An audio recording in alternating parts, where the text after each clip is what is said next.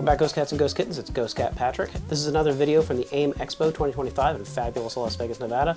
This time, we got to talk to Aprilia, another Italian company. Very, very cool bikes. Check it out. What are we looking at here?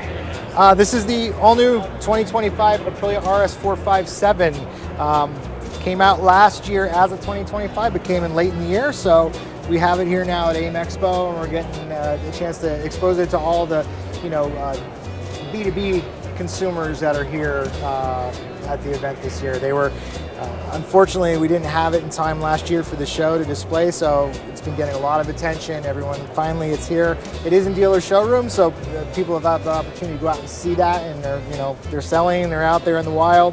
But coming to the show like this, it's some dealers' opportunity to see them for the first time. What can you tell me about this? This thing looks awesome. Oh, it's amazing. Parallel twin, 457 cc's, 48 horsepower, very, very lightweight, very approachable, but at the same time, very sophisticated. The only bike in this category to have an aluminum chassis. And, married to that, upside down forks with preload adjustability. Some really cool styling cues, aside from the really cool prismatic dark paint job that's on this one, but attention to detail in a way that you don't normally see on a what's considered an entry-level bike, which this can be, is even just the machining and removal of some of the materials here to give it that more MotoGP race bike look, but also helps reduce the weight of the motorcycle. Really, just again, it could be for the beginner. It's for the expert rider, it's for all riders, and it really is a class leader. Cycle World named it the best lightweight sport bike of the year for 2024, so that's high praise, and there's many other accolades out there on the machine. Electronics package, ABS, Eco, Rain, Sport modes, TFT dash, everything you kind of want in a premium entry-level motorcycle at a really affordable price. What are we looking at as far as horsepower? 48 horsepower. Oh, nice. How heavy is it? I don't have the weight memorized. I'm so sorry. No worries.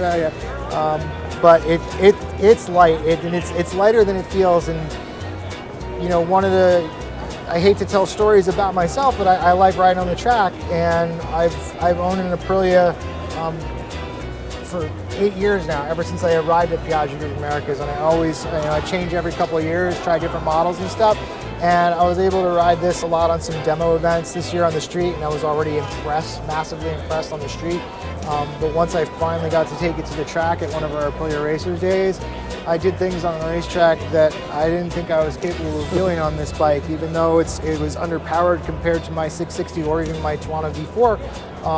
I was going around the corners like, I felt like a MotoGP star. It was incredible, and I'm putting one of these in my garages for sure for 2025. Yeah, it seems like a beast for what you're calling an entry-level bike. This thing, it's got a lot of bells and whistles. Well, some OEMs they make entry-level bikes to have a low price point to get people to buy into the brand, to then graduate up and move through the ranks of the brand. Now, while the introduction of the 457, Aprilia finally, it's been a long time since back in the two-stroke days, we now have that pathway through to even the leader bikes, the 1100 V4s.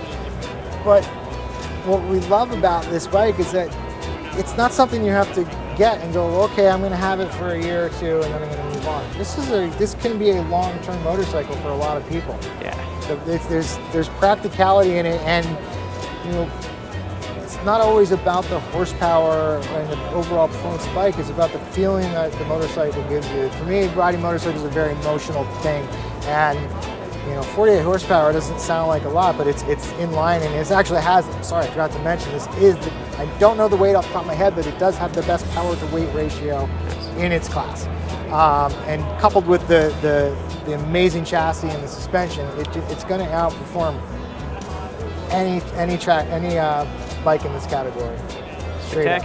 And we got a 457, a Tuono version of this coming out this year as well. So if you want a more stripped down version with a little higher bars, if you're just riding on the street, not that it still wouldn't go good on the track, we're going to have that option available as well.